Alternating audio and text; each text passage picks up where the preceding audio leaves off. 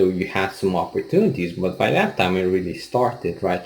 That was really, at that point, sort of the beginning of the end.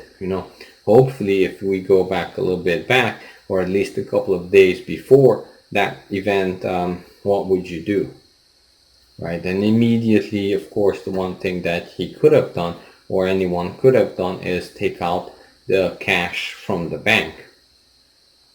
However, that did not necessarily help throughout the years, right, or throughout the months that followed. Actually taking out the cash from the bank and turning it into foreign currency would have helped, right? Because the cash amount of foreign currency, that didn't change, right? So that kept its purchasing power. Now that plays into something interesting, which is you guys in the comment section pointed out, and I actually knew about this way back, but it has a nice name, and the name is milkshake theory.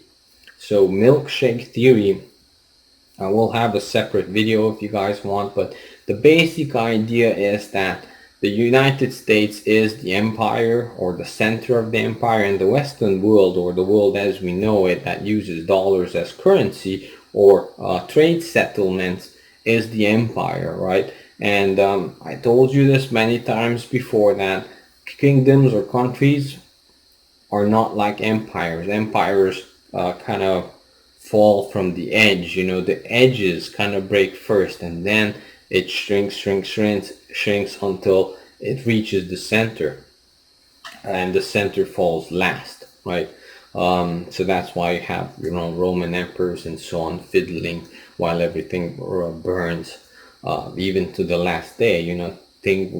People were so in the belief system that it could never fall, that they were there until the last days, and then they suffered a lot. But anyway, milkshake theory is something where the center, right, the controller of the US dollar, the currency, the US dollar, is actually sucking in a lot of US dollars into the center. And all these countries are the edges of the empire that have maybe sometimes debt that is denominated in dollars, or they deal within each other in dollars. As the currency is being sucked back into the center, there are deficiencies. There are dollars that are lacking from the system, and they are not having enough dollars. And these edges of the empire actually are suffering from a dollar deflation, right? And that's definitely happening in Lebanon. By deflation, I mean there's less to go around, right? That's why the value was actually, the peg was broken, right? And then in these countries, there's a dollar deflation happening, and but actually in the center, there's a dollar inflation happening, right? So because it's coming back in. It's coming back in towards the center, and people are spending it. Everything is getting expensive here, but dollars themselves are expensing somewhere else. So milkshake theory will, or you can, there's a really good video on YouTube, but we can talk about it in a live video or something like that.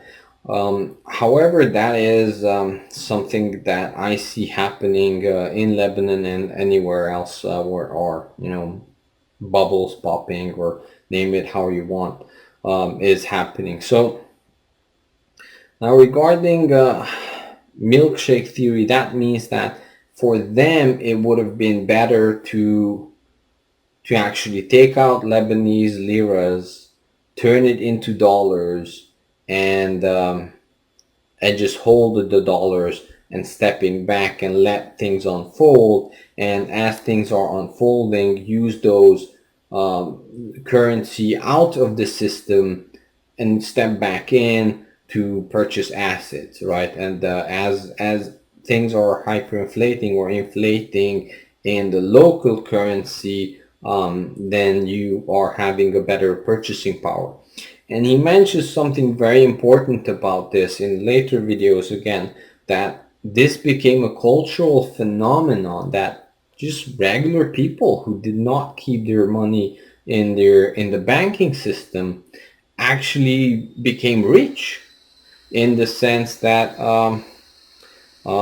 they still had the same amount of money, but now it would, compare to your neighbor, you are very rich because his money is stuck in the bank, or his money was in Lebanese liras, right?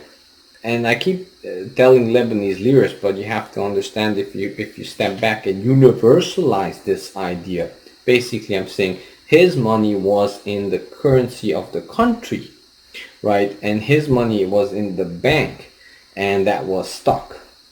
So compared to that, the neighbor who just had, a couple of thousands of dollars set aside somewhere in a bank deposit box. I don't know, to be honest, what happened to with bank deposit box, but let's just say it was outside of the system somewhere, or even in a foreign country, preferably. Then now he could step back and purchase some assets, because these assets are being sold now on the cheap by people who are suffering, unfortunately. And that happened in Romania as well, in my experience, when the bank got closed. So that tells us right there that, now you may say, having money outside the system, yes, that is a particular thing that they could have done, but generalizing it is basically not being in the herd. That's how I would say it, right? Because when the fleecing happens, right, of inflation or hyperinflation, it's always the herd that is getting fleeced, and you stepping outside of that, it's not for me. Yes, it might sound kooky or whatever that you think I'm doing right now. However, if you're not in the herd, then the fleecing that happens won't necessarily be as bad for you. And in comparison, you're actually getting rich from the perspective of others who are getting the haircut, right? So that's the first part, right? And then, of course, this means that not, yeah, not being in the system helps in these cases, right? So let's just put it that way.